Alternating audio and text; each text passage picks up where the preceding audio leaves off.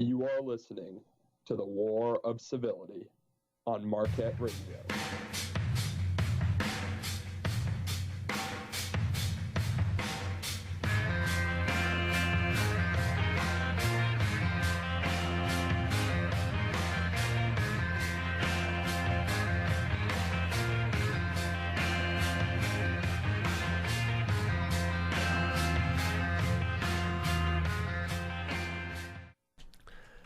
Hello, everybody, and welcome into the War of Civility. I am John Hand. Joining me, as always, Tim Sirota and Phil Pinarski. And Phil, did you find where the studio was today? Yeah, somehow I managed to just follow you guys and end up here. This is Phil's first show in 2 weeks.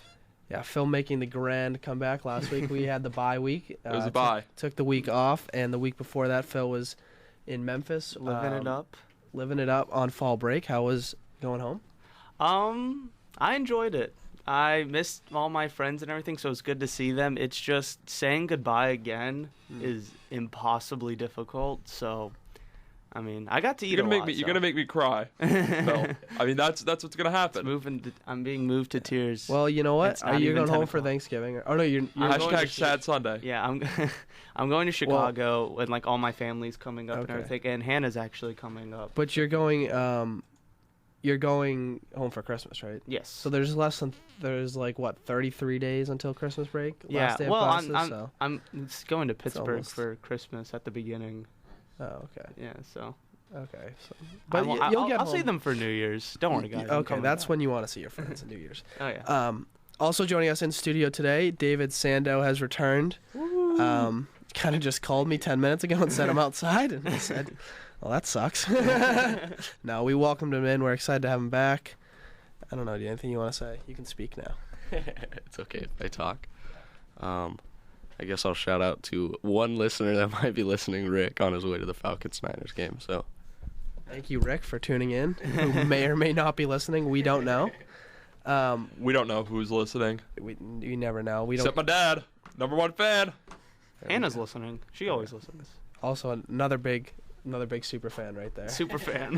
We should make some T-shirts. Yeah, I was super just gonna fan. say, and mail them out to our true listeners. It won't cost that much money because we have like 4. We got a budget. Yeah. Our sponsors. Yeah. Once again, I'm stricken by the plague. So if I just start coughing, it's gonna happen. It was like 3 weeks ago, maybe. I thought, I was healthy for like a week and a half, and now I'm just back. I'm a noodle again, and I'm just back down in the dumps. It's just a mess. Anyway, last time we were on, I had to come on and say how I was so wrong about the NLCS, and now I just want to come on, and we'll do this quick because this is old news at this point, but I could not have been more right about the World Series. I could not have been. It would be impossible for me to be any more right than I was. I mean, not to toot my own horn or anything, but sure. Yeah. I mean, had the Mets played even like subpar defense, they would have won the World Series. What was my key to winning the World Series? I don't know, John. What was it? I can't remember. If anyone paid attention to me, they would know because people should pay attention because I said the Royals are going to put the ball in play. They're going to put the pressure on the Mets defense, who has struggled all postseason, and look what happened. 6 errors, all costly, and the Royals are World Series champions. Right, and they won applause for John. Thank you. Yeah, it's just what I do here. Anything else going on in your lives you want to get to before we dive into the world of sports? No, let's dive in. Okay, so the big game last night in college football, number 2 LSU taking on number 4 Alabama. Huge game, college game day game, primetime game in Tuscaloosa last night.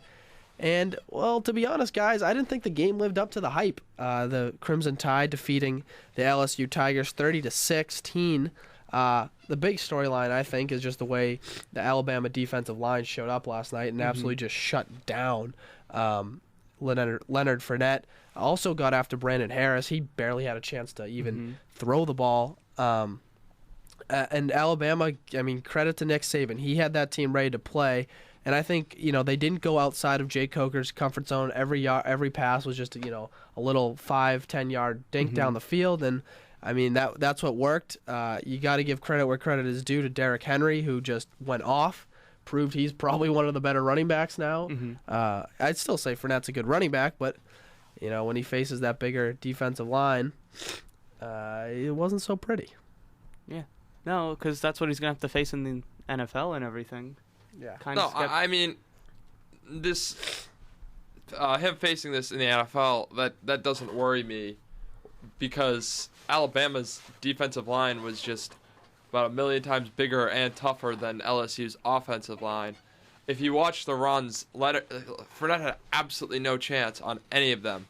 He was getting hit, he was getting met 2 yards into the backfield, and he had to fight back to his line of scrimmage. I'm not gonna, after watching that game, look at Fournette any differently.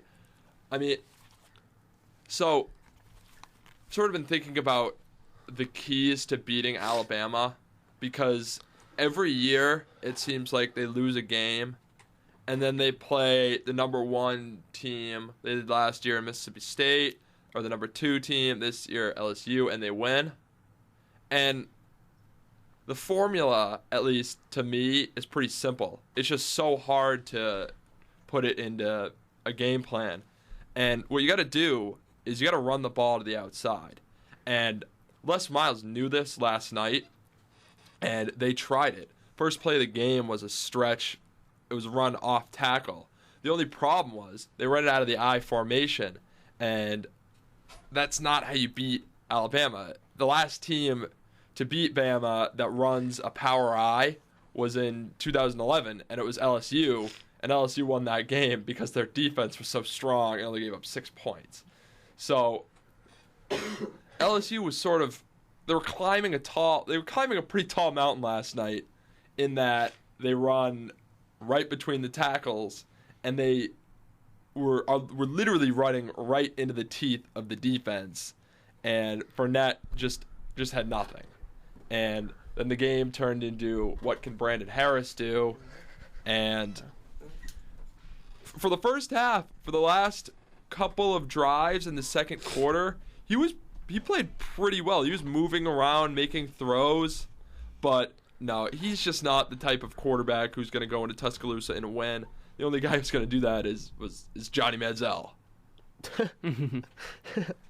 I did not expect you to say that name. Start this week. Didn't we? We were talking about that Johnny Manziel's career was over in the NFL, I think, last time I was on the show. It's been revitalized. But yeah, he's back. The only thing I'll say about Alabama, imagine how much it would suck living in Alabama if their football team wasn't good. Oh, yeah. I mean, your life Literally revolves not. around Alabama football. That's when you know you got a problem. But Brandon Harris, he's not, he's nothing special. And then throw on the fact that he had 3 seconds to throw the ball every time, and well, that's what happens. Yeah, Anything no, else? it was the offensive line that was probably the biggest problem for LSU, and I'd say both sides, because Alabama's offensive line was just crushing them, and Derrick Henry was just getting 5 yards a carry. The fullback for Alabama, the last 8 plays of the game were just handoffs to Derrick Henry, and he just ran right up the middle, and the fullback would just blow 2 people up and give him an extra 5 yards of running. It was unbelievable to watch. Alabama absolutely did in that game what LSU had done the entire season, which was run the ball right through the middle and have Derrick Henry not get touched until about the 7 or the 8 yard line. Or 7 or 8 yard.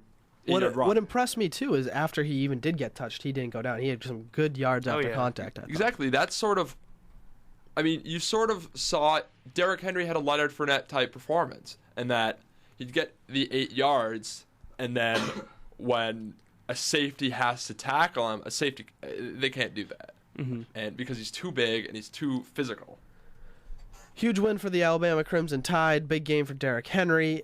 His 210 yards was the third most by any player against LSU under Les Miles. LSU's defense was surprisingly weak in that game. I expected more out of the linebackers because they'd been hyped up so much, and this LSU defense just simply didn't show up. It was like I said about 10 seconds ago. All they did was run the ball right up the middle. They were never tough. They didn't stack the box, and they didn't stop the run. And I would give them a little bit more sympathy had they attempted to take away Henry and made it a complete Jake Coker type game, and had Coker beating them down the field. I mean, Coker shouldn't beat you down the field, but I'd give them a little bit. I'd say their defense was a little bit better if that was the case, but it just wasn't. They just got beaten up in that game on both sides of the ball. Yeah, wasn't LSU's best performance, but nevertheless, they are not exactly out of getting into the college football playoff. They need a few things to go right. They're going to need Alabama to lose again. I don't know if that's going to happen. But I don't know if they need them to lose, because Alabama has the tiebreaker. I know, but I'm not putting it past that committee to put a one-loss non-SEC champ in the playoff. We'll see. We'll see. I mean, we'll see how the rest of the season I goes. think they'll have to obviously win every game from here on out, and I think they would need Alabama to lose because we'll see. But looking across the rest of the board, Clemson stays alive at number 1, 23-13. They are able to get out of Florida State, staying alive, probably, and keep that number 1 seed. We just talked about Alabama. Oh, I don't think so. You don't think gone. Clemson keeps I think it? Alabama's getting it. Committee absolutely loves Alabama. They don't care. They don't care about being undefeated that comes at into all. Consideration a little bit. No, it doesn't. Did Clemson Absolutely do not. anything where they should revoke their number 1 seed? No, they played a good team and they won. beat them. I It'd be know, one but thing if they because it was a close game. It'd be one thing if it was like a close game to North Carolina or another bad ACC team. Florida State's a decent ACC team. It's a top 25 North Carolina's team. 7-1. Just a throw that out there. Duke then. Or a Georgia Duke's Tech. pretty good. Duke's good too. Dang it. It's good.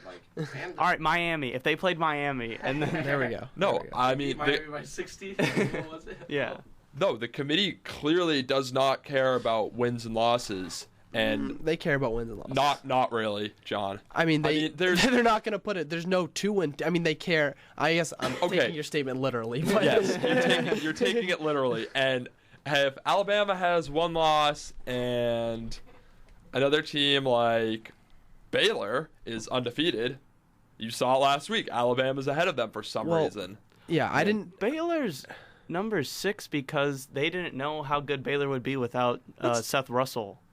Okay, well, all right. You saw in the first game without Seth Russell, Jared Stidham came in and they only beat Kansas State by 7 points. Look, the playoff committee is not evaluating who is going to be good. They're putting the rankings based on what they've seen so far. And up until that point, Baylor was killing teams. They're beating them by 36 points. That's quick math here. 5 touchdowns. That's not even close. But Seth Russell was the quarterback, and now they're moving into the difficult part of their schedule with their backup quarterback. I know, but why is And it the Big 12's call? not even that good. Yeah. Big 12 is. What are you talking about? The Big No, the 12's not good. I mean, they have like least- 3 or 4 teams that are okay. They have 5 top 15 teams. Oklahoma. Okay, they have 4. Oklahoma, TCU, Oklahoma State, and Baylor. Baylor. Oklahoma lost to Texas. They TCU did. just lost last night.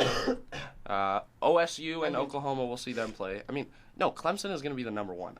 Unless they lose, they're going to be the number 1. They beat Florida Well, State. they're not. They I'm beat telling you, Notre it's going to be Dame. Alabama. They play in the ACC. Clemson's going to get the number 1 unless they lose. Here's why Yeah. Baylor was the number 6 seed. Yes, they were destroying opponents. There's no denying that. I mean, you look at. Who are they But playing? exactly, that is my point. They beat SMU, Lamar, Rice. Texas Tech is probably their one semi-good game, quality opponent. Kansas, West Virginia, and Iowa State, and last night Kansas State. So, is there really any opponent there that you're really shaking in your boots about if you're Baylor? No. Yes, they crush teams, so that is why they're in the top 10. They'll be in the conversation now. They've got 2 tough games coming up against Oklahoma and Oklahoma State, and 3 tough games. I'll even throw TCU in there because there are 3 tough games coming up the next 3 weeks. If they win all 3 of those games, they should be in the top 4. But Which is why they're number 6 because of what's going to come up and everything. I don't know. I don't judge. I don't judge at whatever week we are, week 9, 10 or something. 9 or 10. I don't know how you can make the judgment that an undefeated team should be below a 1-loss team, especially someone that's just beating Weren't you teams. just making that judgment, though? Weren't you just making that judgment?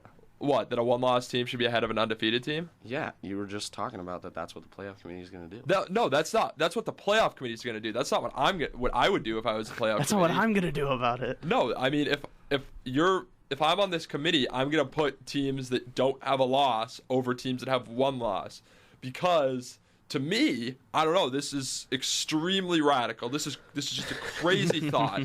Unbelievable what I'm about to say right now. But the most important stat to me is the loss column, and if that's a 1, you should be below a team that's See, 0. I value strength of schedule before wins and Right. loss. I mean, then Why? Boise State would have been in the national championship 3 years in a row. Okay, I'm like talking 5 about, years ago. I'm talking about the No, Power you're Five. talking. You said losses is the only thing that matters. So if your criteria holds true, All right, way to take everything I'm saying so I mean, literally. going to- That's your. If you're gonna make your point, you got to put it. You got to put the evidence, but you got to construct your point. Okay, Otherwise, you're just throwing out hot takes. the Power 5 conferences, if you're undefeated, you should be ahead of another Power 5 conference that has Right, one loss. right, because they play a strong schedule. They're in tough divisions, and So what are you saying that Baylor shouldn't? I just said that Baylor should be ahead of Alabama, and you're like Right. on my case, and I just said the Power 5 undefeated look should at- be ahead of the one loss team. Right, You but- just said great because they play in powerful, strong divisions. they do. Thank you. They do. And once Baylor beats Oklahoma, Oklahoma State, and TCU, they should be in there because they beat strong opponents. But they have not done that yet, so they should not be in there. What did Alabama done up until last week? They beat Texas A&M. That was Texas A&M They're stinks. ranked They though. lost to Auburn, who Big lost 12. to They're Big 12. They're Big 12. Big 12 is good. No, they're not. Or wait, They're they're the SEC. But yeah, that's a top 5 conference. Texas Fine. A&M lost to Auburn yesterday. Yeah, but they're still ranked when they beat them. That's because again Quality win. they hadn't played anybody up until that point. If we want to look at your logic, their best win was against what was it, Arizona State, and Arizona State's got like Bama beat 4 Georgia. losses. Yeah, Alabama had a good win against Georgia. We talked about that game. Georgia has one player, similar to LSU. They had one player, and it was Nick Chubb, and he tore his ACL in that game. Well, they beat Tennessee. They beat Georgia. They beat Arkansas. Say what you want about Wisconsin, but they're still a pretty decent team, and they beat them. No, I mean, Alabama's best win up to that point. Who would it be? Wisconsin, probably? Oh no, I'd say they have better. Who's Baylor's best win? But Baylor hasn't lost. That's my point. They hadn't lost. I would say Alabama's schedule has been tougher than Baylor's. Yeah. Yes, of course it has. But the thing is, Alabama lost to Ole Miss at home. Baylor didn't lose and hadn't even been challenged to that But, all right, point. what would happen if Baylor played Ole Miss? What happened if Baylor played Ole Miss? That would, I don't know. It's a hypothetical situation. Where's the game? Where's the game? What's the circumstances? Say it's at home against Baylor. At home for Baylor. Home game for Baylor. Who's playing quarterback? Jared Stidham. I don't know. We'll see. I mean, that's the complete hypothetical. Well, that's a quality SEC opponent. I mean, yeah, sure. And Alabama lost to them. Exactly. If Baylor had lost to any one of their games up until now, we wouldn't even be talking about them. And Exactly, but they hadn't, and because they've won by 36 points. but they haven't. But these Alabama, you put Alabama in their schedule, they would be doing the same exact thing. Yes, Bama would be undefeated in that schedule. Mm-hmm. Yeah. That's great, but they're not. They lost, and I mean, Listen, I hate Bama as much as the next guy. Okay, well, this is should nothing to Iowa do- should Iowa be ranked ahead of Alabama? Yes, Iowa's undefeated. Iowa? Iowa is undefeated. We gotta get all the undefeated teams now. and Well, I just was go trying to through- think of an undefeated Power 5 conference. But here's the thing, too. All right, let's throw every undefeated team in there. We are going to have the worst college football playoff Okay. of all time. Okay, if you're a Power Because 5 you're going to have these teams that are going to go up like Iowa that are undefeated because they beat North Texas, and then you're going to go in there and they're going to play Ohio State and get their butts whooped, and they're they're gonna going play them in the. They're gonna play them in the Big Ten championship. We'll see. and they're still going to get their butts, and then they're going to have to go crying back to Iowa and Hawkeye Nation, and it's just it'd be a horrible You don't even have a cool college place to go football back to. You go back to They Iowa. cry and they're back in Iowa, and it's like, oh man. Now I'm Nothing's really getting better. sad. So all right. Well, I give Tim. That's fair. That's the way he values. Why his are you commitment. Why are you getting punished for winning games? That's what I don't understand. They're not getting punished. Yes, though. they are. They're getting six. punished. There's no there. It's Because not Baylor's getting punished. It's that Alabama was being rewarded. Oh no, they were getting punished. because they weren't in the SEC. Okay, That's last just- year- that's Okay, just- they're gonna be 4 or 5 this coming up one because LSU's gonna drop out of. They're gonna be like number They'll be 5. 7 or 6. Oh, Yeah. Baylor won't go be fine. down. Yeah, Baylor will be number 5. Yeah. Oh, okay, yeah. Yeah. Notre Dame.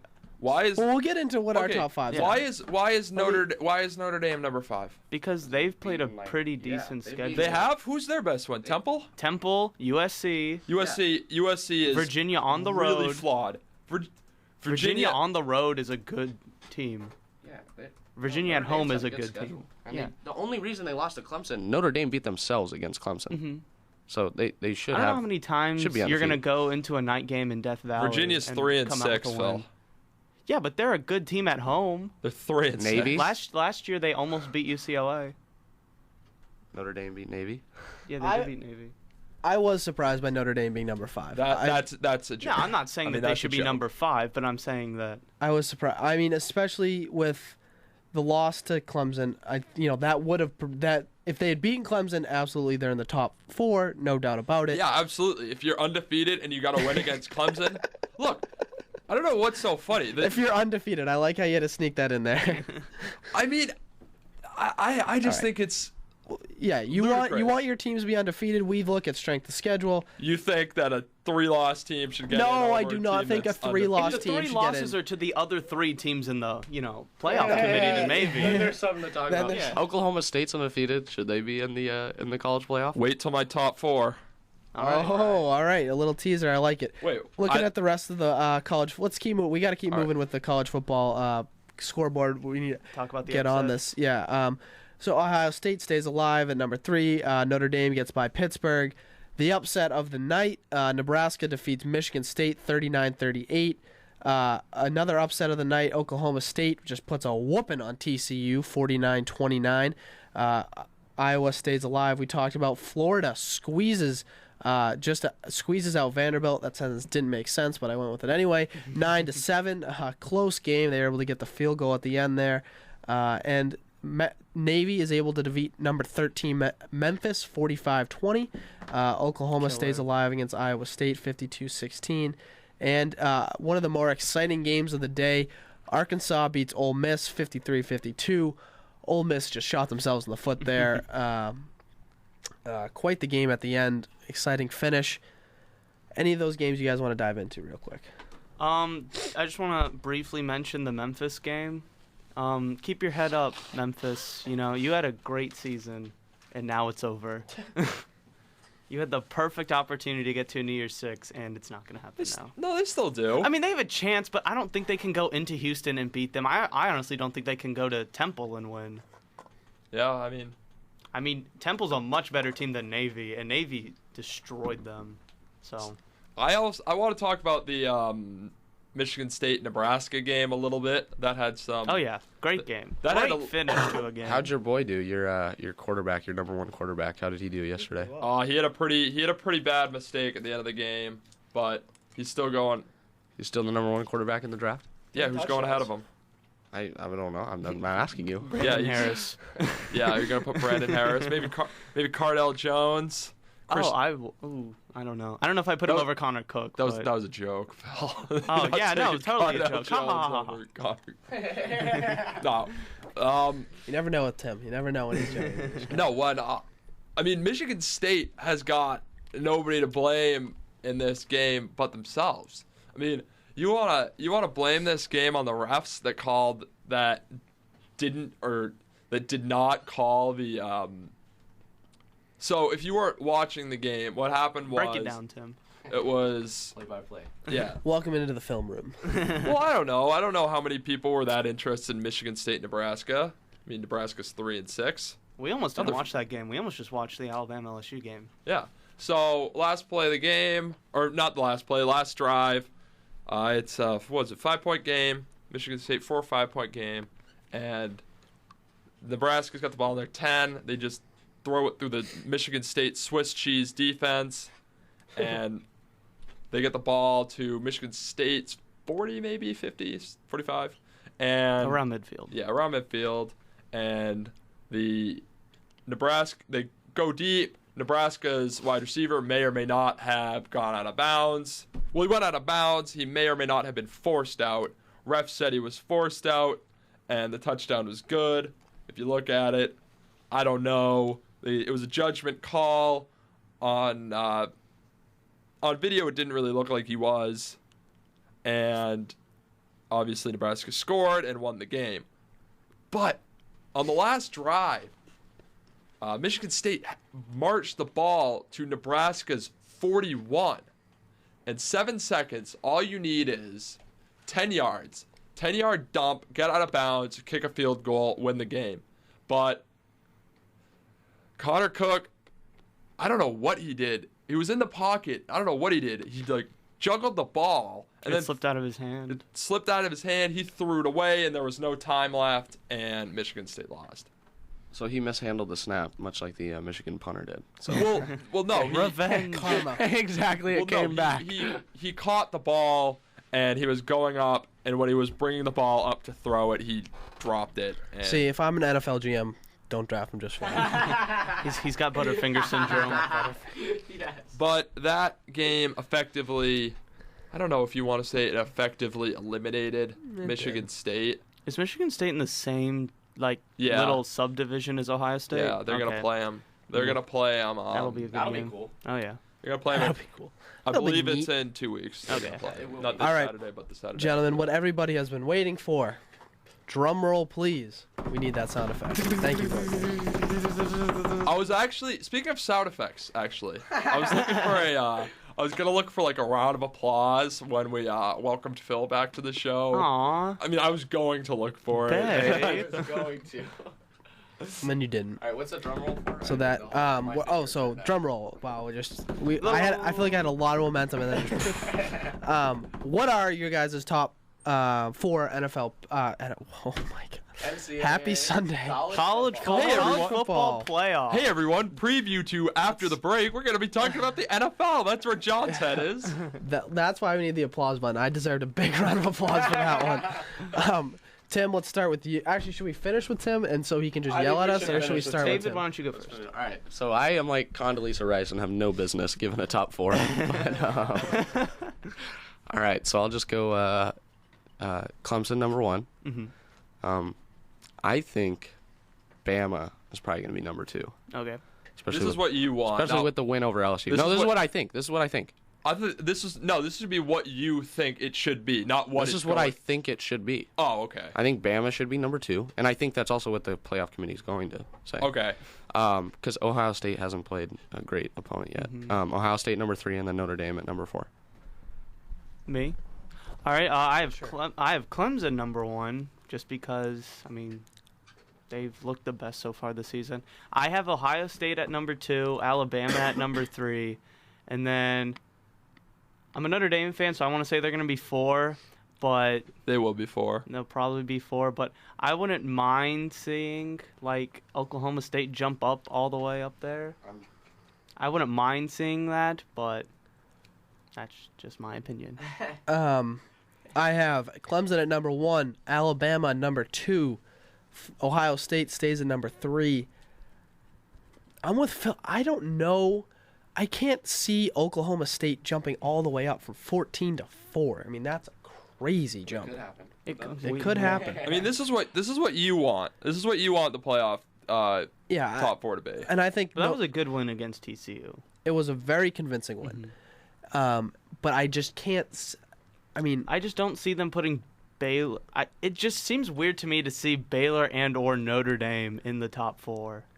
I don't know. See,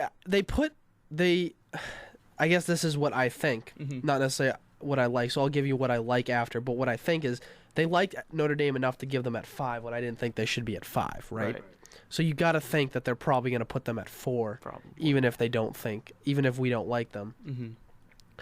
I like them. We look at, Oklahoma State doesn't have, once again, not the strongest schedule. The Big 12 hasn't been the best conference, but the TCU win is a good win for them. But nonetheless, I guess I'll put Notre Dame at number 4. Oklahoma State, I'd probably Baylor or Oklahoma State is 5, 6. And then who knows after that. I mean, The fact, Mr. Tim Sirota, I mean, the floor is okay, yours. Okay, the fact that both you, John, and Phil have both bashed the Big 12, Big 12 is baffling to me. With How can you say it's you have 4 top 15 teams. yeah? I mean, look sure, at the they haven't beaten each other up yet, but that doesn't mean it's a bad conference. I mean, sure, Kansas is bad, but compared to the top of SEC. it- I mean, we're not saying that. I mean, obviously, all Power 5 conferences are a Power 5 conference for a reason. But I mean, look at them. Compare them to Besides those 4 teams, who else do you have? right, and compare it to past years. I mean, Tim, Texas stinks. West Virginia stinks. Kansas stinks. Kansas State stinks. That's the bottom half of that division stinks. They okay, rot. but they still have 4 top 15 one of the top teams. 15. Yeah, Texas exactly. beat Oklahoma. That was also a rivalry game, and anything can happen in rivalry games. And I believe Texas had Little B on their side. They had did Bay have Scott. Little B. They did have Bay Scott. But I mean, you're gonna say that Oklahoma's gonna be a top whatever team, and that they're losing to a bottom dweller of a team. I mean, that shouldn't happen if you're. I can't even think of the last time Kansas won a game. Didn't they go 0-12 last year? Yeah, I mean Kansas always stink, but Kansas State. I mean, that's another Texas Tech. I mean, these are teams that have been. You're picking on the bottom. I can pick on the bottom of the SEC too. When was the last time Vanderbilt won a game? Yeah, but I mean, They almost beat Florida. Vanderbilt did win. They beat Vanderbilt beat Missouri. Missouri's like Okay, but Have you they have won Missouri was good like 3 years ago. They were good. they were good last year, but this year they're When not. did they have? Kentucky? Yeah, this year they stink, but Is Kentucky good? No. Auburn Kentucky's is not bad, dude. they're not great. They're not horrible. I mean, Ole Miss, Florida, LSU, Georgia, Alabama, all teams. that are Georgia still is horrible. I mean, they're relevant. They're a good team. They're more relevant than Texas. They're more relevant than Iowa State. And the cool thing about Georgia, they play their home games in Greece. That's awesome. That is awesome. And Auburn's relevant. Texas A&M's relevant. Arkansas is good. Tennessee is good. I mean, there's just so many. The SEC is, even though the SEC good, is having. they're okay. That's a pretty good way to describe What's the best them. conference right now? This SEC. I'm not denying. Look, I wasn't saying the SEC was a bad conference. It's just crazy for you guys to be like the Big 12's horrible, because it's not. And that just makes you sound wrong. Well, it's I mean, not horrible, but it's not good. It's not bad. the Like, you guys- majority I of put them at the teams. 4th best Power 5 conference. They're obviously better than the Pac-12. Whoa, what? They're not as good as the Big 10 or the ACC. This year they're The not. ACC. The ACC's a lot better this year. Yeah. The You AC just said that Duke and UNC were both really good. I mean, I might have misspoken in saying they're really good. They're good for ACC standards, but the ACC is not even. Can't even touch the Big 12. Oh, I wouldn't say that. Who's I mean, you want to look at bad teams? Look at the ACC. Is BC?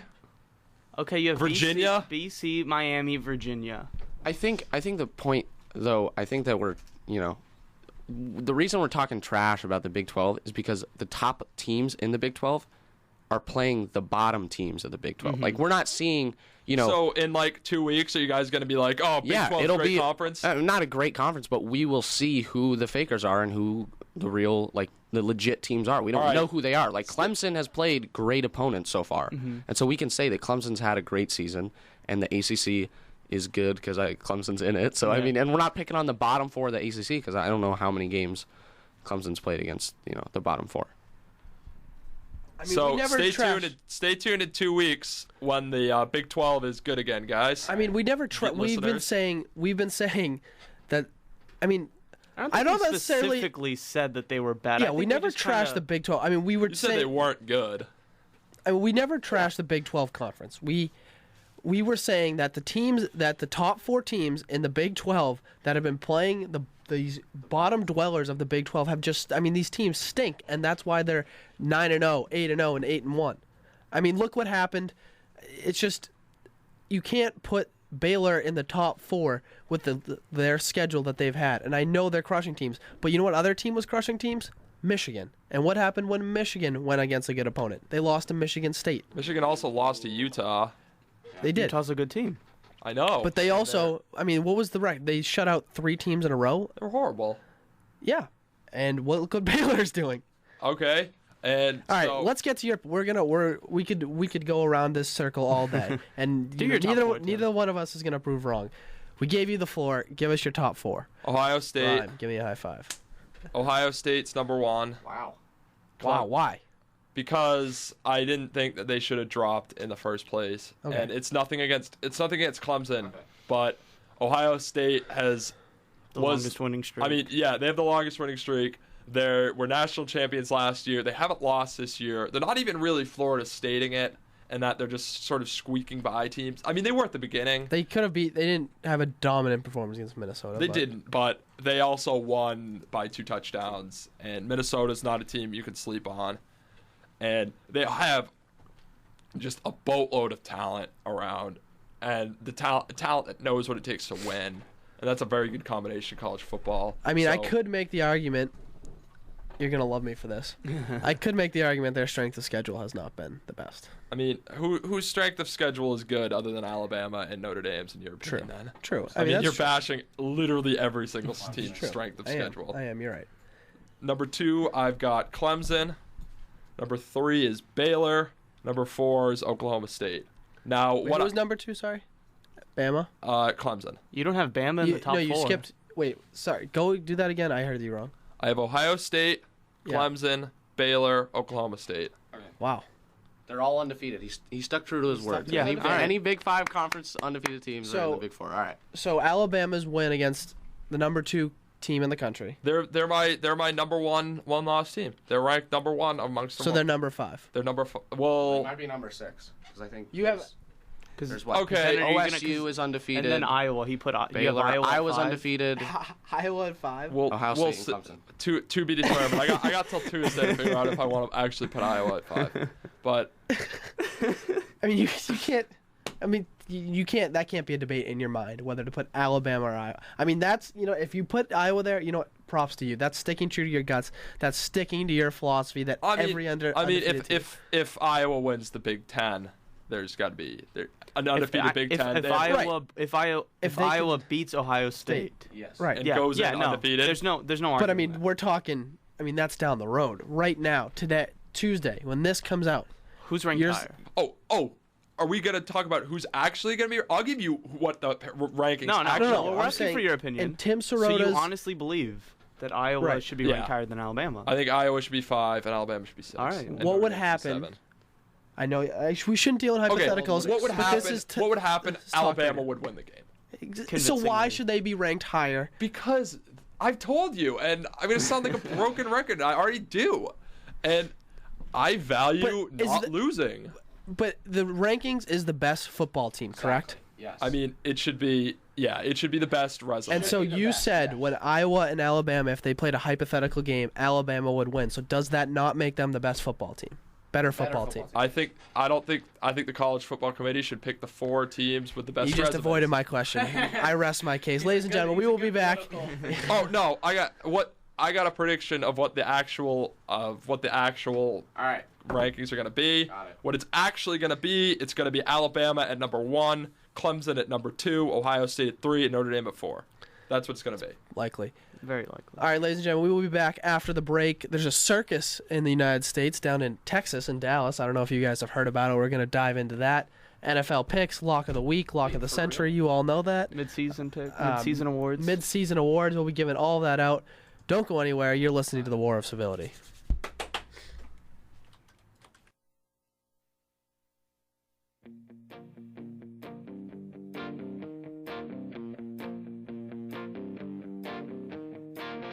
How you gonna guess my number?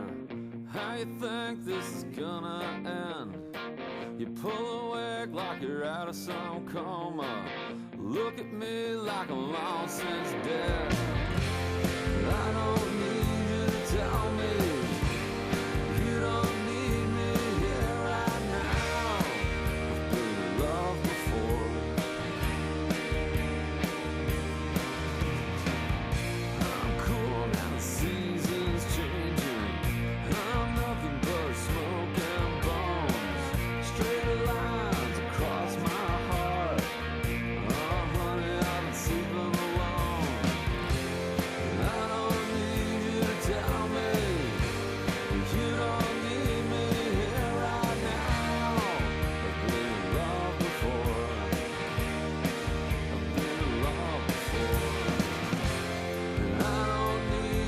tell me you don't need me here right now. I've been in love before. I've been in love too.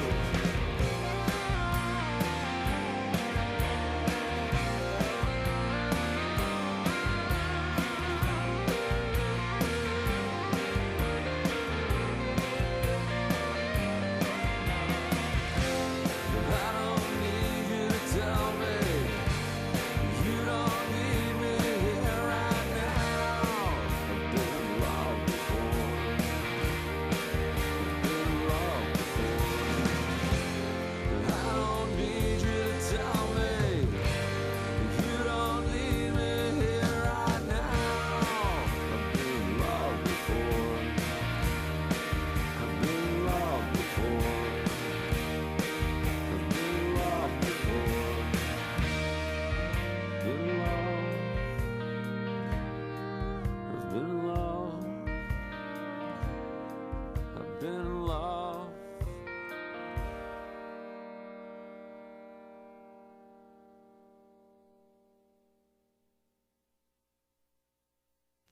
Broadcasting to the four corners in your dorm room.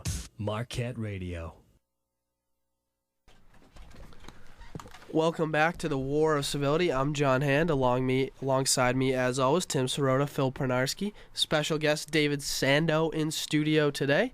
Thank you for tuning in. Sunday morning, November. Sunday morning, rain is gone. Oh God! Pull his mic now. It is the 8th, by the way. That's what you were looking for. It is the 8th. Thank you. Yep, Sunday, November 8th. I can't believe we're in the month of November already, guys. October may have been the fastest month of all time. Clap it up for October. Yeah, shout out to October. I don't know if that was because just school or whatnot, but whew, that flew by. Oh yeah, no. And now we're counting down the days till Thanksgiving break. Wait, what Dirty Dave say on Friday? 18, so 16 more days. Until 16 more days till Thanksgiving? we're on Thanksgiving break. Turkey, family, football, food, and then right, believe it or not, gentlemen, it'll be Christmas time. The end of the semester. All right. I was And I definitely want to do a was- segment. I feel like we Look. could get really heated. Well, this is a little preview. Sorry, I didn't mean to cut you off, but a little preview of like Christmas movies. Like I feel like we could have an Oh, intense yeah. rankings of best Christmas. That'll be two. That's down the road. A I little. know what I'm Something to gonna look forward say is gonna definitely offend Phil here, but I was hanging out with some kids on my floor on Friday, and they started playing Christmas music. Yeah, you don't do that before Thanksgiving. You don't do that until 2 weeks before Yeah, Christmas. no, I'm. Oh, totally- really? Phil, I thought No, I thought you were a Christmas. I thought you were. I wore. Like he thought he was like a not like I don't know like 10 month out of the year Christmas guy. I thought you were a Christmas. I thought you were a Christmas. No. Carol I guy. don't. I do not play any Christmas. Now, as soon as it hits December 1st, I am blasting Christmas music 24/7.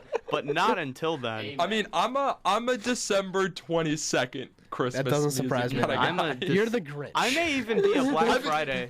Yeah, I'm a Black Friday kind of. Yeah. But he's bringing this up because of my Christmas sweater I wore yesterday. No, Oh, really? no. That has nothing. That is a great sweater. It's Thank a you. penguin with What's on that? It's snowflakes and a penguin. It's in red and white, like kind of embroidered. stuff. That's a 10 out of 10 sweater. That They're is- penguins other than just Christmas penguins, guys. Like, this is an anytime sweater. All right. No, I just thought you loved Christmas music, and I was gonna like. I love Christmas. It was It's my gonna hurt favorite your holiday. soul. But I mean, besides Michael Bublé's Christmas album, I'm really not that into it. That's what they were playing.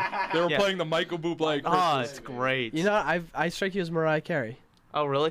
She has that one song, and it is so overplayed. NBA, All I Want for You is Christmas. yeah, it's like the NBA just plays it every single It is time. highly overplayed. Yeah. But to summarize, Mariah's if great, you though. play Christmas music in November, Yeah. No. get out. Even after Thanksgiving? No, I can play it Yes. after. No, I can deal with. I will play it after. I'd say Thanksgiving. like Black Friday. I'm not like. We'll on the play way to it. Black Friday War of shopping. Civility will not be playing Christmas. No, I'm Yes, not we saying- will. I'm sitting in front of the computer. We can take him down. It's 2 versus 1. Two versus Do you one. guys know how to use the soundboard? Figure Maybe. it out. We'll figure it out. But yeah, that's definitely. I can't wait for that. It's gonna be exciting. Well, I mean, it's actually Christmas morning because we're on every single Sunday morning. Is Christmas very on? Is true. Christmas on a Saturday? What? No, I meant I mean, is our Christmas show. on a Sunday? I don't know, but our show is a great Christmas present. It's like Christmas. Oh morning yeah. listening to Oh us. okay. I thought you were saying like we'll be here Christmas morning to make sure to. Very I was funny. like, okay, Tim. But yeah, so I get see. I don't. If I'm not like the minute Thanksgiving's over, I'm turning on the Christmas You music. gotta It's a appreciate Thanksgiving. If I'm I sorry. hear something on like the radio, then I may start getting in the mood more. But I don't start playing until after Thanksgiving. Yeah. Don't start playing it. That's a definite, and it's a process to get into it for me. It's not like I just jumped in. I'm telling you, December 22nd. Enjoy it for 3 days. Wait till next year. I'm a It's strong great. I'm a strong believer in that the lead up to Christmas is better than Christmas. Yes. So I fully enjoy the month of December, the lights, the cocoa, the music. Setting up the tree is Setting my up the favorite thing of tree. all time. The eggnog. I don't like eggnog. I hate Eggnog's eggnog. pretty good. Hey, eggnog is. I don't know. I'm not Non-alcoholic eggnog, right? I'm not a huge egg guy, so I've just never really. I guess I've actually, to be honest, I shouldn't say I don't like it. I've never had eggnog. Oh, really? Yeah. Never been a fan. I can honestly say that. You Never give me been. a nice cup of Swiss Miss, though, I'm good to go. The little marshmallow. Yes. Dehydrated marshmallows. Yes. What is your favorite thing about Christmas? It's November 8th. Mid-season NFL. Let's talk about that. It's true. We got a little off track. Yeah, there. I'm sorry. all right. I apologize. You know what? You're And welcome. You're welcome, family. Thanksgiving. Family. Welcome, turkey. I'm holding your back. Good answer. Maybe the greatest gift of all, the NFL. Am I right? Maybe not. Thank you, because Jesus. Actually, now that I say that, we're getting into a little bit of a darker topic that's been that's been circling the NFL for some time now. And down in Dallas, they were at the beginning of the season. They were pegged as one of the better teams in the NFL. Their quarterback goes down. Their star wide receiver goes down. Things start falling apart, but that's not the biggest issue they have in Dallas right now. And the biggest issue they have is number 76 on that defensive line, Greg Hardy. This past week, photos were made public by Deadspin.com of his domestic abuse case, and they were graphic. And I don't know if you've seen them, but they were hard to look at. And once again, this is a situation similar to the Ray Rice situation where the public, I get the feeling that nobody gave enough, people start caring now that they see the visual evidence, and Right. it shouldn't take the visual evidence to, make people have this type of reaction. And that's the saddest part to me is it was the same thing with the Ray Rice. We shouldn't have had to see that video for him to be suspended indefinitely. We shouldn't have to, to see this video, to see these pictures to get on Greg Hardy like we are right now. I mean, this guy, he has to be one of the worst human beings on the planet because he comes back from what should have been a 10-game suspension, which was reduced to a 4-game suspension, and he comes back and has one of the most outrageous press conferences of all time. Just says some horrible things about women and everything, and he keeps on doing it. And the worst part is these photos were published, and throughout all of this, all the distractions, all the mayhem that he has been causing, his owner is standing behind him, Jerry Jones. And I read an article today, and I want to know your guys' opinion on this. Is Jerry Jones right now the worst post-Donald Sterling owner in all of professional sports? I don't pay that much attention to owners per se, so I really wouldn't know. I don't like Jerry Jones, to be honest with you. I mean, like, he does this kind of stuff all the time where something like bad things will be happening in the locker room. It's never been this bad. I mean, this is a whole new level. This is a whole different thing. He's calling him a good leader. He's talking about contract extensions. Look, I don't know why they even would bring this guy in. Right. He is sure. Say what you You know want. what? I know exactly. To answer your question, they bring him in because he can produce. Why isn't Ray Rice on an NFL roster right now? Because he's past his prime. I mean, that's the sad truth about the NFL. It doesn't matter what you've done or how you get there, as long as you can perform. They don't care. I mean, here's just this guy is just ruining the Dallas's image. He's say what you want about him being a great football player, but the negative image that he's giving the Cowboys now is just it's something that's gonna be hard to overcome as long as he's on the overcome. team. I don't know if I can say this on the air, but I'm going to say it anyways. Greg Hardy is the biggest douchebag on planet Earth right now. I don't know if I can say that. I don't know if douchebag's that. Oh my It's God. harsh enough of a word. Now we're Okay. just throwing him out. Yeah, Well, no, I he's- agree. He's just horrible. I mean, I don't want to stress too much on the photos because they were really graphic, but I mean, that's shocking. Like, if you read the reports and everything when it first came out, I mean, they were horrible too. I mean, That should have been bad enough. Mm-hmm.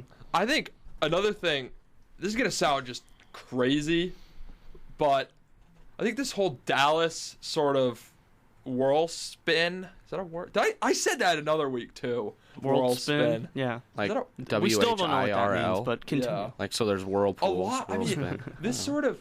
Now, this isn't saying anything about. This is an excuse for Greg Hardy because, like Phil said, I don't need to repeat that. Mhm. But a lot of it, if Tony Romo and Des Bryant were both healthy right now, I think that they'd be able to sort of like, kick Greg Hardy around and like make this story less of a story because they'd be winning football games. Right. And now that they're not, all the focus is on why. You had Hardy yelling at a position coach on Sunday, and See, I think that stuff goes away if they're winning, but not if these pictures come out. This is just as big of a story. I agree with that. But this whole sort of bomb that that he's dropped fairly recently, even before this, the Deadspin report, the bomb has a lot. It's a lot more detrimental because they're losing games. Right. And like the whole fighting with, he got into a fight with Jason Garrett at practice. He's gotten into fights with Des Bryant in the locker room. Well, Des Bryant fights everybody. So. Yeah. Speaking of which, do you see Des Bryant when they played Seattle? I did not. Did he do anything? Well, Ricardo Lockett is receiver for Seattle, and he was Okay. returning a kick, and he got laid out, and Right. Okay. well, he got a head injury. Just a side note. Oh, right, that one where he that got. was a horrible penalty call. Oh yeah, no, That it was a very clean hit. I will say that. I thought he was dead though. That was no, scary. he was not that was moving. not It was like. very scary. And the camera pans to Des Bryant, who's yelling, and you can read the mouthing of his words. Some very strong Vulgar, language, explicit language regarding Ricardo Lockett, saying, oh, he's fine, get up off Yeah. the field and everything. And that's horrible. Why would you say that? So He's Des Bryant. I mean, he got a fat check this offseason, and now he's gonna be Des Bryant. He's gonna do whatever he wants. right. But with Jerry Jones, so if Jerry Jones doesn't suspend Greg Hardy, then this is really gonna be on on Mr. Kamish. Oh God. And I think I don't want to see that. the thing that I think will be really telling about Roger Goodell, because I think the NFL has an allegiance to the Dallas Cowboys, especially because of how much money they put up. They're America's team. The huge stadium, the amount of I think viewers. the I think NFL Roger Goodell's true colors will show in the coming weeks. The NFL has an allegiance to star football players who win games, and they want Greg Hardy on the field. That's why he was there in the first place. He wanted Roger Goodell wanted to come off like a big tough guy and suspend him for as many games, knowing that it's probably going to be overturned. But now, I think he should suspend him again. Can he do that? Can he suspend him again? That's what they did with Ray He Rice. can suspend him again, but he'll take it to court because you can't suspend him twice for the same offense. And the thing is, That's I don't what I was think thinking about. and Roger Goodell, I don't think will do anything here because he'll just. I mean, the card he's going to pull is that he suspended him for 10 games already. He's, I put down my iron fist. I suspended him for, 10 games. That's a quarter of the end. That's so, whatever. He also amount of- he also got suspended for all of last year. Right. So I mean, this guy, they're gonna. You're right. It's up to Jerry Jones. It's up to Jerry Jones. That's gotta who it cut is. him. He has to cut him. He can't be on. I mean, how can you be a Dallas fan with this guy on your roster? It's atrocious. Yeah. My thing is, if say Greg Hardy wasn't this star football player, say he was an electrician in Iowa or something like He'd that, be in jail. he'd be in prison. What's with all the hate for Iowa today? Okay, fine, Memphis. All right, I'm crushing on my own city. All right. Iowa is a very nice state. Have you been? I have been to Iowa, yeah. I live right next to a max security pen, so did you put him there? Put him in Nevada. Correction, you live in New Mexico. I'm on leave. But we're saying, like, I don't know what the maximum sentences for domestic violence, but we're saying that he should be suspended for 10 games or something. He should be in prison. Is what we should be It's the saying. real issue here, and I mean it's disgusting that the owner is standing behind his Right. player like this. One thing if he I just think we turned his got- nose at it, but he's like legitimately praising Greg Hardy. I who's think a we horrible got human being. actual football to talk about. We do. I'm Rather guessing than- Tim doesn't want to talk. No, about this no. I anymore. mean, it's There's only we can mean, only kick it- the tire for so long. yeah. I Right. mean, it's kind of bringing me down having to talk about this guy, and I want to get. I mean, it pumped. needs to be said because the more people does. speak out about it, the more we say about it. Maybe Jerry Jones will listen. Right. And just a quick little tidbit: his daughter's the head of the domestic violence committee or whatever in the NFL. which How is about that? How about that? just quite ironic? It just shows that he doesn't really care what anyone else thinks. It's all about Jerry and Jerry's world. Anyway, we're in. What are we getting into? Week 9, maybe. Week 9. Of so the halfway NFL through. season. Mid-season awards? Mid-season awards. So Phil, why don't you take us through it? What are we doing? MVP, Rookie of the Year, Coach, the whole deal. All right, let's start with probably some of the minor awards. Coach of the Year. Tim, who do you got? I have got Ron Rivera of the Carolina Panthers. I don't know. Do we have enough? It's 10 o'clock right now. Maybe we'll dive into the Panthers and Packers Maybe. game a little bit. I don't know how long. A little bit. Little bit. I don't know how long these awards are going to take. Yeah, we'll do We'll it like. see. We'll see. I'll tell you what, But- this explaining it is not helping. All right, Phil. 30, just I do a like. quick 30-second. Yeah. Who it is, why, next person. All Team right. they are on. All right, Rivera, Carolina. It's because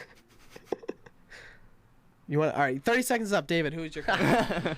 For coach, I wanted to go with Dan Quinn originally, but with the way the Falcons have been playing lately, I would go ahead and give it to Jack Del Rio of the Oakland Raiders because they are thank you. competing this season. And you look at how bad they were sometimes last season, and then how good they can be this season, and that the fact that they're competing with the Broncos. They almost beat the Chargers, or did they beat the Chargers? They did beat the They Chargers. did beat the Chargers. Convincingly. I mean, the Raiders are. They finally maybe are back to their 80s form. Let's hope. Oh, I don't know about that. That's a stretch, but I'm going Ron Rivera, Carolina, as well. 7-0, undefeated. He's got that team playing extremely well. That defense is unbelievable. They've had wins against key teams this year, comeback victories, and they've done it all with, there's been adversity there. Luke Kuechly, their leader on defense, has been down, but Rivera has guided them through, and he's done one heck of a job this year. And another thing for Rivera is, if you want to know how good that this guy's been this season, look at the game against Seattle. Everybody knows how good Seattle's defense is and how many weapons they have in the secondary. And really, Carolina has only one legitimate target, and that's Greg Olsen. And they still scored points on him, and Olsen had a huge game. I was going to say Ron Rivera because, he has led Carolina to an undefeated season, but they were a playoff team last year. Yeah. So why not give it to That's Jack true. Del Rio? Jack Del Rio has already tied the wins mark from last year for the Raiders. I know how sad that is, but it's true. Raiders are 4-3. They're second in the AFC West, and AFC West isn't a necessarily bad division, so I'm going to go To Jack quickly Del Rio. counter your point, I'm just going to say they were a playoff team last year, but at midseason, they're a Super Bowl contender. Yeah. No, he's done a fantastic job. Obviously, the Carolina Panthers are way more improved. Yeah. All Next right. award. Next award, Comeback Player of the Year. I'm going to go with Chris Johnson for this one. Huh. Arizona running back. He was a guy who, for the past 2 off seasons, I believe, has just been sort of on the street, and anybody has been able to sort of pick him up and claim him. So definitely not a hot commodity on the free agent market. And he just showed up this year, and he's running like the 2,000-yard Chris Johnson is. CJ2K. Yeah, sure. So that. And he is a reason why Arizona is off to this good start and looks like such a strong football team, because they're balanced on offense with Carson Palmer, who's playing all right, and Chris Johnson, who's the workhorse now. Right. David? I don't have too much knowledge about this particular category. I'm looking up somebody's stats from last season because he is having a great season this season. But if he's not really coming back next year, yeah. You do your research. I'm going Carson Palmer of the Arizona Cardinals. Tears his ACL last year. He's coming back this year. He is been one of the better quarterbacks in the league, despite everything being stacked up against him. Fourth most in pass yards, with averaging 292 a game, and has led that led that Arizona team to be first in the NFC West. Soundbite? Make it a soundbite. Go for it. Led that team to number 1 in the NFC West at 6-2, and he's done a great job leading that team. My comeback player of the year. I don't know if you can really say it's a comeback. Don't call it a comeback. But I'm gonna say Luke Kuechly. He was hurt earlier in the year. But Phil. What? Didn't he win NFL Defensive Player of the Year last year? Yeah, but he was hurt earlier this year, so I just put him in it. All right, that's a stretch. Next award. Do you have yours? That is. You're not getting off for that. You're going to be hearing about that for a few days. I can't defend you on that one, Phil. I'm sorry. He's coming back from an injury, and he's playing great. He won the NFL. But he was hurt, and he came back. Literally the exact definition of him coming back. But how many games has he been back for, 2 games? Yeah, but he was out for, 6 games or something like that? 6 games. And he's played 2. And he's playing fantastic. And he won the MVP last year. All right. I got do you have one. one? I just remembered. Larry Fitzgerald. There we go. Coming back from the dead, revitalizing his young self. I mean, right. he's a top 5 wide receiver right now in the NFL. The Arizona Cardinals. Yeah, the Arizona Cardinals. Player of the year. And which is weird because they're 6-2. I mean, they lost to the Steelers. That was weird. Can you give the award to an entire unit on a football team? No, because last season they did a pretty good job. Last season. Not the offense. Well, the team as a whole, though. That's because Carson Palmer went down. Yeah. Next award. Defensive Rookie of the Year. All right. I'm going to go. I got mine. All right. I'm going to go with Leonard Williams of the Jets. This guy coming out of college was probably the most athletic defensive player. The guy was so big and he was so fast, and now he's thrown onto this defensive line of the Jets, and that unit is very, very good with Wilkerson and Sheldon Richardson, and Williams is turning into a real player in the NFL. I will go with the Steelers bias, and I'll throw out Bud Dupree's name. Right. He's leading the Steelers in sacks this season. Steelers defense is better than it was last season, so a little bit of a revisit, and it's a whole new system in Pittsburgh. But I think Bud Dupree is producing pretty well, so I'll give it to Bud. Pass. All right. I had Vic Beasley Jr. of the Atlanta Falcons. Didn't really know too many rookie defensive players that were really making a difference. I just remember watching a Falcons game, and he had a sack, and everybody's going crazy. So I picked him. All right, next award. Next award, Offensive Rookie of the Year. This is the easiest award of the day, other than maybe Offensive MVP. But this is obviously Todd Gurley, and I wouldn't say that. It's okay. We can have a debate, but but Todd Gurley is playing. He's been a top 5 running back in the games he played, top 5 in the entire league. This guy's physical. He runs downhill, and he's big, and he's tough, and he's good. And right now, the Rams' offense is so dependent on him because Foles is Nick Foles, and it's all on Gurley, and he's making a name for himself right now. Mm-hmm.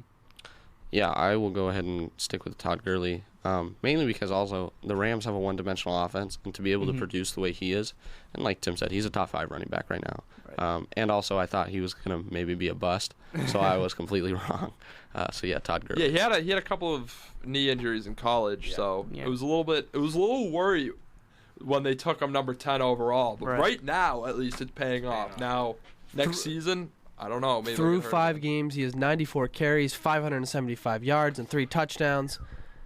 I don't know how you don't. I'm with these two gentlemen. Todd Gurley, Offensive Rookie of the Year. Well, no Raiders biased in this, but I'm picking Amari Cooper. Todd Gurley has probably, you could argue, that he's the best Offensive Rookie of the Year. But without Amari Cooper, we wouldn't know how great Derek Carr really is. Derek Carr is now a top 10 quarterback, and we probably wouldn't have known that without Amari Cooper. I'll give it to him. I'll give it to Derek Carr. I don't know if I'm ready to Yeah. put Derek Carr in my top 10 quarterbacks. Top 10 quarterbacks? Name 9 other quarterbacks you think are better that are playing right now. I mean, I'd have I to wasn't do. gonna. You can't put Tony Romo in because he's not playing Philip right now. Rivers, Tom Brady, Matt Ryan, Drew Brees. I wouldn't put Philip Rivers ahead of him right now. Philip Rivers is the best statistical quarterback in the NFL. He's thrown for the most yards in the Andy NFL this year. Dalton, Aaron Rodgers. Russell Wilson, Peyton Manning. You put Peyton Manning over Derek Carr. Yes. Blake Bortles. You put No, Blake what? Bortles Oh, over Derek absolutely. Carr. Joe Flacco. Bortles. You're coming in here with Blake Bortles right now is better than Derek Carr. I'm talking about just this season, not like previous times. Just this season. Blake Bortles Even have last season, I think Derek Carr did better than Yeah. Blake Bortles. Blake Bortles is having a pretty good statistical season. I'm not saying he's not. I'm not saying he's better than Derek Carr though. I mean, mathematically, I mean, if you're telling me I can take Bortles or Derek Carr, I'm taking Bortles. I'm taking Derek Carr in a heartbeat. So okay, I mean, we could spend all day We could looking at debate about this. I'm quarterbacks. just saying that without Amari Cooper, we wouldn't know the true potential of Derek Carr because he'd have nobody to throw Yeah, to. Derek Carr's got one of the top 5 QBRs. Right. You take away no, but that's the you know first two because don't that play. No, yeah. but I look. So Tom Brady, Andy Dalton, Aaron Rodgers, Carson Palmer, Derek Carr. Bam. Top 10. He's not a top 10 quarterback. I would. I mean, it's Bam! debatable where you would rank him. I'd put him in the top 10. He's number 1 in my heart.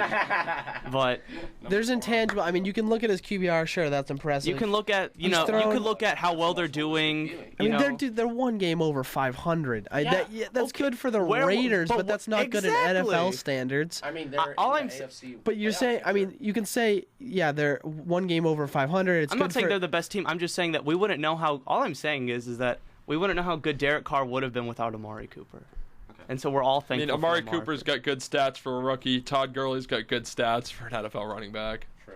It's that True. simple. Todd Gurley's playing like a superstar, and Cooper is a good rookie. Point for Tim. That was a good point. I like that. Next. Hey, stick by your opinion. I like it. You stuck by your man. Defensive Player of the Year. I gotta go with Aqib Talib. He's the best player on the best unit, which is Denver's defense. Just wait till the AFC Championship game where he gets some mysterious injury and just goes down. Yeah, we'll see. But That's a definite. right now, it's gotta be Talib. You cannot throw against Denver's defense. You can't really do anything against Denver's defense if we're gonna be totally honest. And a lot of that has to do with Talib. If you want to also look at a guy, Von Miller, getting after the passer, and when you're got DeMarcus Ware and Von Miller like running at you, and you got to throw it up, and you're throwing it into Aqib Talib, have fun. Bringing back some old themes. Greg Hardy. Oh, God. Are you kidding me? He has not been the best. That's a joke. Come on. I'm not. I really don't have a defensive player of the year because, yeah. I mean, it's the eye test. I'm going Jamie Collins here. He's been a huge reason why they've been able to do anything defensively. He's able to do so much. He's an athletic freak. He's a huge factor on that defense. I was gonna go with J.J. Watt for this one. I mean, Come on. I'm not though. Will you relax? And again, it's Yes, yes. Phil strikes back. I love it. And it's not Raiders bias again, but I'm going with Charles Woodson. He's leading the NFL in interceptions, and he's only 105. Yeah, what's he gonna? Yeah, he needs a walker. So I mean, and he's not like revitalized because the Raiders defense was pretty decent last year, but he's made them a lot better, and he's leading them. He's the captain of the defense and everything. So Let's skip to MVP because I want to get to picks. And That was next. Oh, Yeah, is that that next? was next. Is that the next one? Okay. yeah, and it's the last one. MVP. Okay. I think we all have the same one. Before Phil says Derek Carr, I'm not or saying Derek Charles Carr. Woodson, Charles or Woodson should be, Latavius but he's Murray, MVP. or Amari All right, I hate Cooper. Latavius Murray. I'm going to go on record in saying that I hate Latavius Murray. Okay. All right, who's your MVP? Yeah. Tom Brady. Next question. Don't even think about saying anything else. I will. I'm gonna give it to a wideout. His Oh, name okay. is Julio Jones. Oh, all right. He's done a I great like job, that. and he carries the Falcons a lot, I think. Devontae Freeman doesn't carry the Falcons. Devontae Freeman does a good job, but I mean, if you can't throw, if you don't have the best wide receiver in the league, you're not going to try to protect the pass. I mean, and Devontae Freeman's got a good O-line. He has a great passing game and a great quarterback who can read defenses very well. I think Devontae Freeman's success, largely, because you look at what he did last season, he was struggling to get carries last season. You know what? I was going to... that's fair. Atlanta's not 6-2 without Julio Jones. Tom Brady's the MVP, though. Yeah, no, it's Tom Brady. Yeah. All right. I just wanted to be so different. No one's going to have to... All right, War of Civility listeners. You got to know why Tom Brady's the MVP. I mean, did you Let's dive in. No, I'm because he's the GOAT. He's thrown one interception that wasn't Dropped even his the mic. fault. Yeah, I mean, the stats, he's been on a crusade, the Tour of Revenge, North remembers, whatever you want to say. It's just been unbelievable this season. All right, we will be back. NFL picks, lock of the week. You're listening to the War of Civility. Don't go anywhere.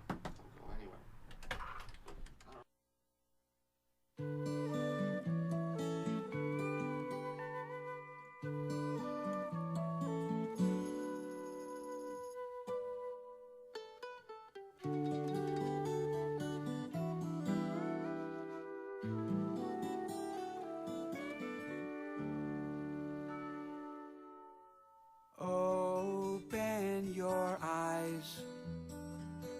You can look into mine. Open your eyes. Can I look into thine? I won't steal your soul. It's yours for you to keep. Open your eyes. We are not asleep. Open, open, open your heart. Open your eyes.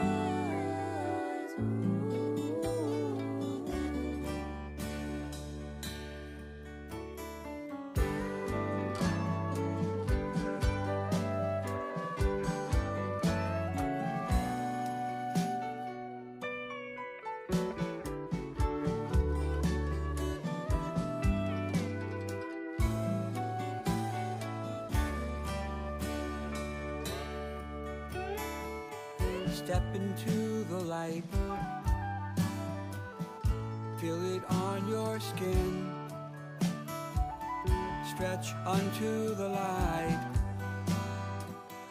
This is where we begin. We won't let you fall. You are not alone.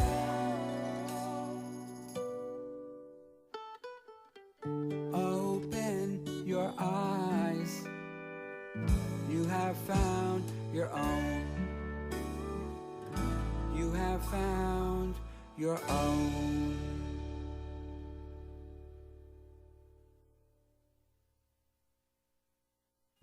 Yeah, like there's any better radio station in Milwaukee. You're listening to Marquette Radio. I'm going with the Denver Broncos to win the Super Bowl. Peyton Manning. Wow. I'm going Denver. It's snapped over the head of Peyton Manning. A flag is down, and the ball's out of the back of the end zone. It's a safety to start this game as Manning wasn't ready. Illegal motion. Offense number 18, moving forward to the snap. Penalties decline. Safety. Welcome back to the War of Civility. We're going to get right into it. Phil, what's our first game for picks of this week? Game of the week, Oakland versus Pittsburgh. Game of the week, wow. This is what I've been going back and forth on. It's could go either way. It's a complete cliche. Two top 10 quarterbacks. Two top 10 quarterbacks. I'm a Steelers fan, so I got to stay with the black and gold. But if I was not a Steelers fan, I would probably pick the Raiders, especially because the Raiders have been very successful against them the last 5 seasons. John? Steelers are without Le'Veon Bell. That's going to be big. See how they have to deal with that. Big Ben, how healthy is he? I go Raiders. I'm going with the Raiders as well. Obviously, Pittsburgh just didn't look very good last week, so I don't know how. I'm just saying. I mean, they did play Cincinnati, but Big Ben is historically awful in his returns, by the way. I am going to go with Pittsburgh, actually. Oh, really? I think Roethlisberger looked bad. He's going to look better. He's going to step up without Le'Veon Bell because he's a Hall of Fame quarterback. Thank you. Thank you for saying that. I appreciate that. Actually, you don't think Big Ben's a Hall of Fame quarterback? Oh, he's definitely a Hall of Fame. Absolutely. Yeah, I mean, when I actually started thinking about it, he probably is. But just Ben Roethlisberger. The idea of him, right? It's just his double chin and a big bust and everything. He is an incredible postseason quarterback. Oh yeah, yeah. They just have to get to the postseason. Yeah, I guess and the thing is, you forget. Early on in his career, he has 2 rings, and he played. These past couple years have been rough in Pittsburgh, and that's what. A lot of it has to do with the it's not all his fault. The cast of characters, right? Not all his fault, but. All right, next game: St. Louis and Minnesota. It's a surprisingly good game. Yeah. I'm gonna go with Minnesota this year. This game. This game. I'm gonna go with them this year. To be honest, I think they're gonna make the playoffs, and it's because people have doubt. A lot of people doubt the Vikings. You could call these doubters haters, whatever you'd like. We're not, but we can. So the haters gonna hate. I'm going with Minnesota. Cut his mic, please. I really don't care about this game, but Minnesota.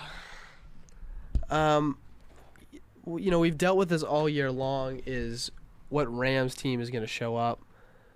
They're away. They're 1-2 on the road. Minnesota's 3-0 at home. Minnesota is a team to be reckoned with. They're making a run at the Packers in the NFC North. I like the Minnesota in this game. I like them too. Teddy Bridgewater is doing a fine job managing the game. All right, next game: Dallas and Philadelphia. It's coming. This Greg Hardy thing is coming full circle. Mm-hmm. It's Philadelphia. Where's the game? In Dallas. It's in Dallas. I'm still going with Philadelphia. They've been playing better, not great yet. I think this might be a game where they might put it all together and get the W. Dallas only has 2 wins. One of them was in Philadelphia, and they have Des Bryant back. I'm going with Dallas. Dallas has not figured out that quarterback situation. Matt Castle did not look good. Oh, he looked horrible last week. Has he ever looked good? Yeah, I mean, well, he was with New England, 11-5, yeah. But who doesn't look good when you're with New England? True. I can list a bunch of guys for you. Yeah, defensively cornerbacks. That's been a problem. Stay tuned for next week where we list guys who haven't looked good in New England. Tim, we want listeners. I like the Eagles in this game. Cowboys are just, it's a mess down there in Dallas. Yeah, I have the Eagles. I'm not really sold on the Eagles yet as a team, but they're obviously better than Dallas right now. New England and Washington. Washington shouldn't show up. I mean, there was I read something about in the Washington Post that says the Washington Redskins shouldn't show up, and I don't know. I don't know. I don't think the Patriots are going to blow them out necessarily. It'll be within 2 touchdowns, but it's the Patriots, and they're going to be pretty in control of the game the whole way. This is a tough one. New England. Pray for Washington, New England. Yeah, I have New England. You said that they shouldn't show up, and it reminded me of that scene from Kicking and Screaming when Will Ferrell and his team showed up with all the blood on their jerseys, and then the other team was like, one of our kids forgot their socks, and they all just run away. Last game of the day: Green Bay and Carolina. I'm gonna go with Green Bay. I think the Packers, after that Sunday night embarrassment last week, the Packers are a good football team. And when good football teams get embarrassed, they have good weeks of practice, and they come out firing the next game. Another good team that close to John and I's heart, the New England Patriots, hardly ever lose 2 games in a row. I think the Packers are the closest thing to the Patriots over the last 5 to 10 years, and Aaron Rodgers is number 1 quarterback in the NFL, number 2, depending on how you look at it, and better game for him. They limit the mistakes. Their defense shows up. They play better, and they get the win against Carolina, who ice skated by the Colts last week. Is that a proper? Yeah. It's wintertime ice I skating. mean, I don't know if you'd put the ice in there, but skated, definitely. Well, it's getting cold. It is getting cold. I'm going to go with Carolina. I mean, you saw what happens to Aaron Rodgers when he faces a, top 5 defense. And it sucks. I mean, it's funny because, like, when Aaron Rodgers is good, he is fantastic. Like, he is definitely up there in the conversation of the best quarterback in the league. But last week against a staunch defense, the Packers got shut down, and I think that's why Carolina's undefeated. Yeah, they don't have a great offense, and they haven't won games commandingly. But if their defense keeps them in it, then they can win any game. I'm going Packers here for many of the same reasons that Tim did. I don't think that they will come out and lose 2 weeks in a row. But I think what we will see here today is how good of a coach is Mike McCarthy, because last week they were exposed. That offense that's supposed to be a juggernaut, that's supposed to be a well-oiled machine, was stopped. And so will McCarthy be able to figure out how to game plan against a top 5 defense that you got to think Carolina has watched that film over and over and over again of the Broncos game and knows how to stop Aaron Rodgers. So football's a game of chess, and will they know the right moves to make to get around that defense? I was pretty sold on Carolina winning this game, but Tim and John have kind of done a pretty good job of trying to sway me. But I'm going to stick with Carolina only because the defense is going to keep, the game. They'll be up by 3 or down by 3, and then give Cam Newton a last chance to march it down the field. I think he can do it. So, all right, that's the picks. All right, well, Stone Cold Lock of the Century or the Week. Stone Cold Lock of the Century of the Week. Mr. Pernarski, what is it? My lock of the century of the week is that Clemson will finish the year at number 1. All right. Their schedule is pretty winnable. The next couple teams are, last 2 games I think are cupcake games, so they'll finish the season at number 1. Play probably Notre Dame in the first game of the college football playoff. Mr. Sando. I've said it quite a few times. The Pats are going to go undefeated. Going into the AFC playoff picture undefeated. I want to jump at my boy, Philly Phil. A couple things he said. Now what did My I do? lock of the week. Wait, does it have to do with your lock or no? It does. Okay. My lock of the week is that Alabama is going to be number 1 in the rankings.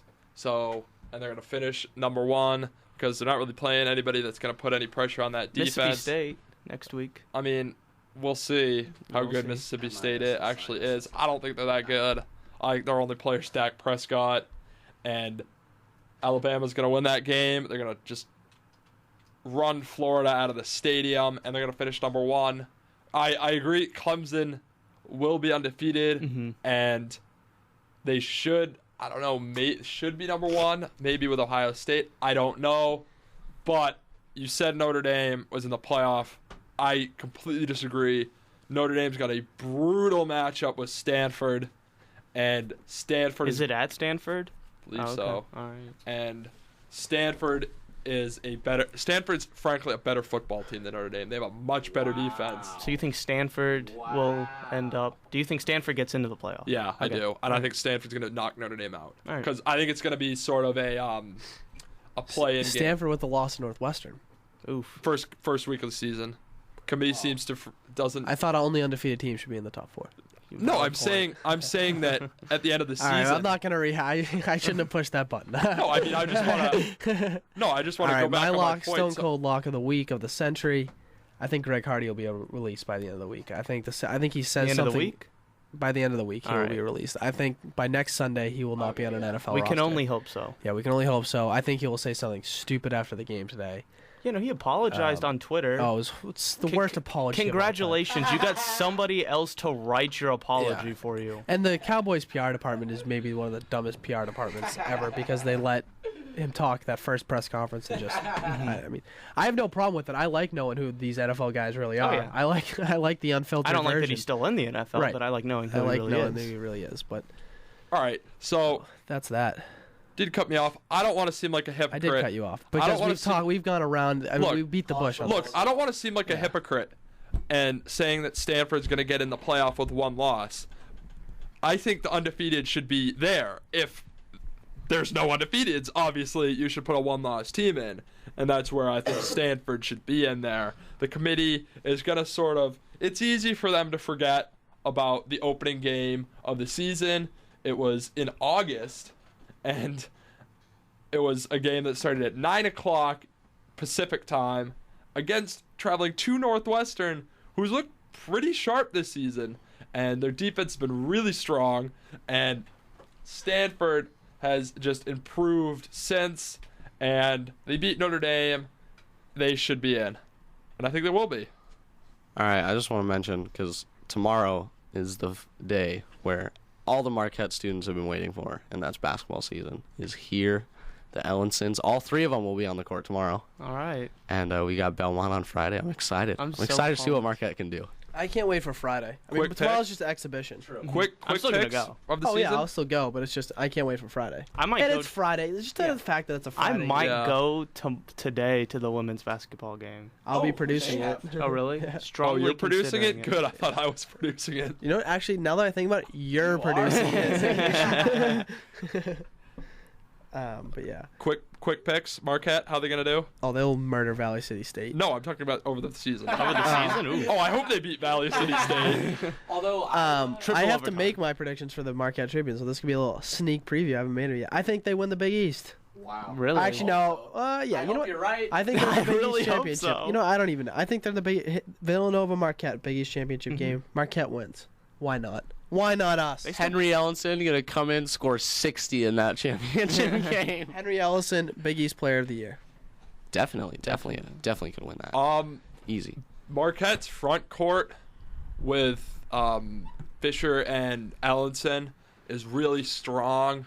Again, if there's a big time center that comes in, he'll be able to have his way with Fisher. But I don't know how many really big tough. Yeah, those don't exist anymore. Well, sure they do. You had it with guys like Karl Anthony Towns last year. Well, yeah, but And that's on a whole different conference. He's an all-time talent, but I don't know about the front court. I don't know who's gonna play the 1 through 3, and they're gonna need a young guard, a young freshman guard to step up. Dwayne Wilson's Kareem.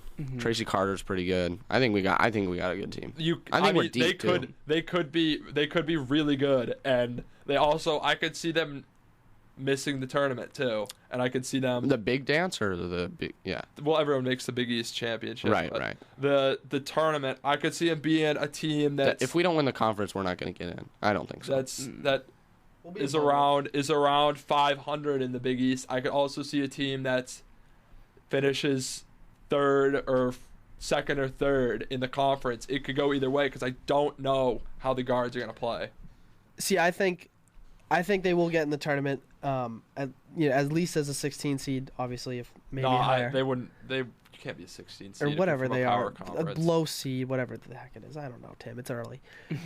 I actually think the front court is going to be the strength of this team. Yes. Ellison's going to spread the floor and just open it up for Fisher. Fisher's going to have a heck of a year. Yes. Guards is the question mark. Keep talking. Guards is the question mark. Tracy Carter, though, I think will impress. Juwan Johnson is going to be Marquette's comeback player of the year. He's stunk up until this point, but if they're telling us the truth, he's improved a lot. Yeah, Wally's looking pretty Wally good. looks good. Dwayne Wilson is. I mean, Dwayne Wilson was one of the strong suits last season, and he's back. This team's going to be fantastic. So, Yeah. I never actually said if I think they'll make the playoffs or the tournament rather. Right now, I have to say no. I don't think they're gonna make it. Totally crushing the morale. I mean, obviously, I just picked them to be Big East champions. I have us going to the Sweet 16. If we can make it to the Sweet 16, this was a successful season. I don't know. Yeah. The Big East. Okay, the Big East. I'll be happy with the tournament break. Okay, the Big East isn't that great, and even if you're Big good, East is going to be good this year. No, they're not. Yes, they will. they're not. Villanova is going to be good. St. John's is going to be good. I mean, St. John's just they just lost to a D2 team, but you still have Creighton. Never mind. Georgetown, Villanova. Who's the Providence. Yeah, Providence is good. Providence, Chris Dunn. I mean, I could see Villanova being an Elite 8 team. And this year. Butler. I totally forgot Butler. Butler's been like one of the Butler's in the Big best East. teams in college basketball. Butler's going to be low-key very good this year as well. So Big East is going to be a sneaky good conference this year. Oh, it's gonna sneaky. Oh, good. we'll see till the NCAA tournament. That's the beauty of college basketball. And I think a Big East team I can't wait for goes college deep. basketball. My favorite. I think it's my favorite sport. This is crazy. It might be. NCAA tournament March is my biggest, favorite month. Biggest days- judgment day. 2 days in March. Those first 2 days are the best days. I mean, that's just fun. That's just March fun is the stuff. best month. You have, you know. I mean, March is not well. It's my favorite month because you have kind of the push for the NBA, you know, college basketball, obviously, and it's Hannah's birthday in March also. Oh, there's the that's a great note to end on. Oh, Phil, you are just the cutest. Oh, my goodness. Ladies, too bad he is taken. Oh, Hannah's one lucky girl, isn't she? All right, ladies and gentlemen, that is it for the War of Civility. For David Sando, Tim Sirota, and Phil Pinarski, I'm John.